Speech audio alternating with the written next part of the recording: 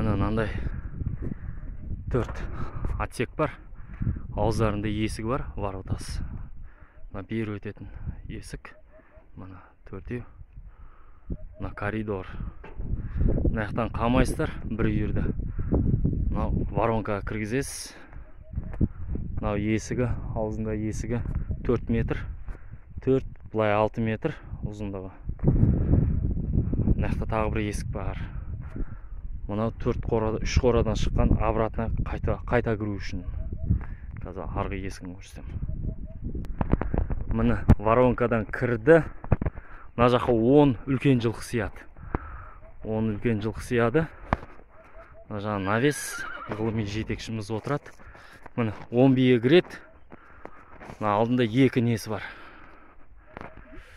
2 отсек. Не дейді? Мынау бие құлақпаған жағдайда шешілетін алынады. Астынан суырып аласыздар. Алдында весы тұрады. Мына биіктігі 2 метр, ұзындығы 2,35, шатаспасам. Бұлай 75 сантиметр, 2 трубаның арасы. 75 сантиметр. Мынау есік. Есік бұлай ашылады роликпен.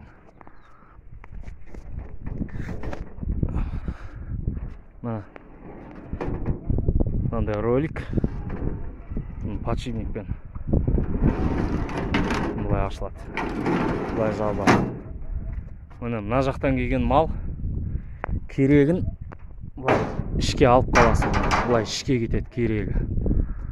Керек емесі бұлай сыртқа кетеді далаға. Машинеге жүктейтін болсаң, бұлай екеуінің арасын ашасында, траппен кетеді. Енді ішке кірген мал мына 3 отсекке кіреді. 3 жаққа қора қамайсыз, үйір бөлгенде, жаба қайырғанда дегендей. Міне осылай жалпы. Мынадан шыққан мал. Ал мынау 3 отсектен шыққан мал қайта кіргізетін болсаңыз, мынау есік. Мына жерде есік. Осы есікпен ашасыз, бұлай қарай ашасыз, обратно бұлай шығарып жібересіз. Болмаса ар жақтан шығады. Мына жалпы осындай. Мына үстін мынандай труба қойғанбыз, ажырап кетпеу үшін. Биіктігі 2 метр, айттым биіктігі.